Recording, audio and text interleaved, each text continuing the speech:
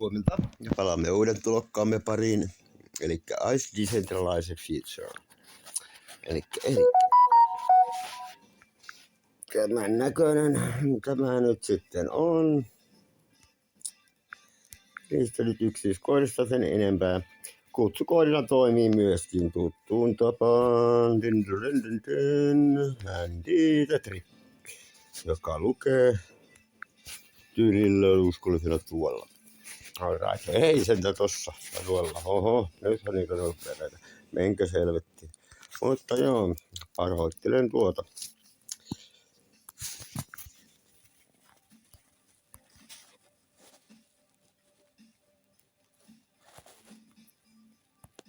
Oho, Wallet blockchain. Tekee minkä verran on tienannut ja näin päin pois. Krome ihmeisiin, mutta joo. Referral-koodilla ei saada yhteyttä. Referral-koodilla Andy the Trick tänne. Tämä on vasta alkamassa, eli nouseva sellainen. Eli on aikaa tienata hyvin. Sitten tähän väliin ehdimme kyllä ottamaan myös Alpha Networkin.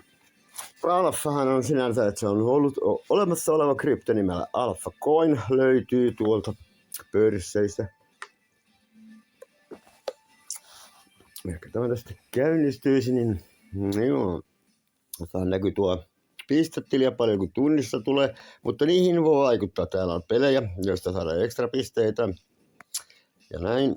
Ja sitten tässä on tämä lootbox, jota kautta aina saa katsottua näitä videoita, mutta taidan videon ajaksi pysäyttää videon, niin kulu semmoisen turhaa aikaan.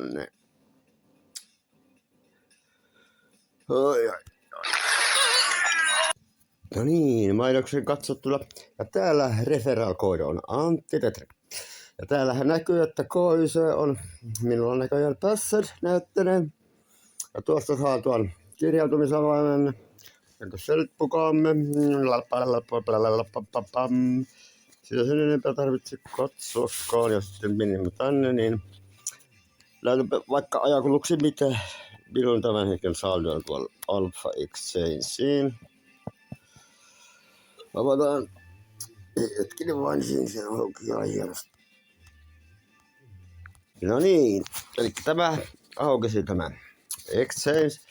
Ja tuossa katsotaan nyt saldo 4208 vaikka katsotaan tässä ja tämän hetken arvon. Minä tässä nyt olen 1,5 vuodessa saanut.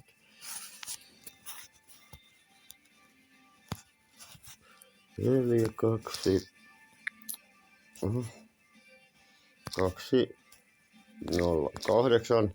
Tämän hetken kurssin mukaan se olisi sellaisen kuin 555,14 rapiat. Right. Ei muuta kuin sitten lapsi pari aivan. Joo, tästä Alfasta vielä vain näyttää, että hän on jo melkein 2 vuoden ajan täällä ollut olemassa.